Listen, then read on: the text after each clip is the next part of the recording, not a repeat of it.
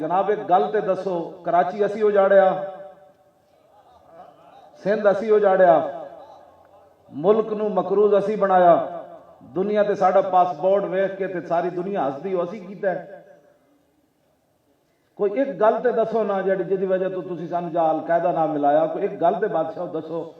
12 لاکھ تنخواہ اسی لیندے ہاں، 20 لاکھ تنخواہ اسی لیندے ہاں، پروٹوکول اسی گھروں ٹردے ہاں، اسی پروٹوکول لیندے ہاں۔ ساڈے نال تے ایک دن بھی بچے پولیس والے میرے نال نہیں چل سکے۔ میں تمہیں دستا پاکستان کدی مقروض نہیں ہوئے گا۔ سارے دیاں تنخواہ ادیاں تو تھوڑی کر دیو، گزارے اوقات دیو انہوں بینک پیسے مکنے ہی کوئی نہیں۔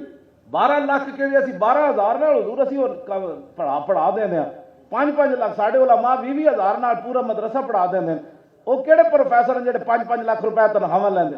اے سارے دیاں تنخواہ گھٹ کرو، ججاں دیاں بھی گھٹ کرو، سیکٹریاں دی بھی گھٹ کرو، اتوں لے کے تھلے تک سادگی اختیار کرو۔ دنیا میں پاکستان تو بڑا امیر ملک ہی کوئی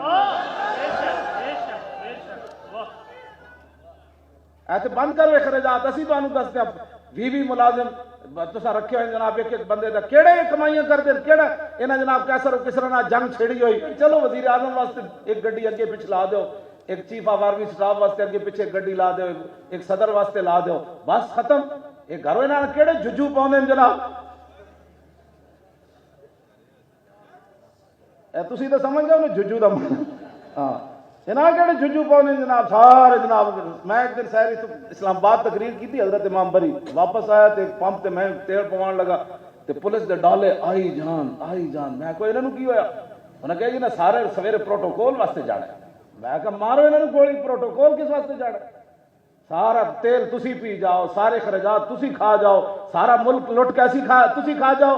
مڑ کے کہنے جی اس جماعت پر اگر القاعدہ درخواست دے دے سانو اسی حق رکھتے ہیں تواڈے ہتھوں پکڑن دا۔ یاد رکھو تساں سانو جڑی یہ گل کیتی نا، یہ اسی دنیا تے بھی حق رکھتے ہیں تے قیامت والے دن بھی اسی تانوں نپڑا ہے۔ کیڑی گل تسی سانو القاعدہ نہ ملایا؟ دسو اسی کیڑے القاعدہ والا کام کیتا ہے؟ القاعدہ بھی تہاڈی ساریاں گنڈے تسی اے تے تسی چاہندے سی کہ لبیک کے اندر بھی اس طرح دی کوئی بات ہوئے، لیکن لبیک دی قیادت اے بیٹھے نے، تسی بیٹھے ہو اتنا خلوص ہے دے وچ کہ ہر طریقہ تسی استعمال کیتا، لیکن رب وما تشاؤون الا ان یشاء اللہ، تمہارے چاہنے سے کچھ نہیں ہوگا، وہی ہوگا جو میرا رب چاہے گا۔ بالکل اسی آج سر چک کے جیو، سر چک کے جیو۔ اسا کیڑا جرم کیتا ہے؟ تسی اس ملک دے رہن دے حقدار ہی نہیں، نکل جاؤ۔ اے دے بانیان تے علم الدین نہ موڈا لایا، تسی کی سمجھتے ہو کہ اسی انہاں گلاں نال دب جاواں گے؟ نہ صبر بھی کرنا ہے، حالات جو جا بن جان، نسنا نہیں جویں تسی فیض آباد کھڑے رہو۔ اے فیض آباد دا درد قیامت تک نہیں جانا۔ میں تو سچی گل کر رہا، مڑ کے سال گزریا پھر جی فیض آباد دا دھرنا اسی تو 21 دن بیٹھے، جڑے 100 دن تو زیادہ بیٹھا رہے عمران سب تو پہلے انہوں نپو۔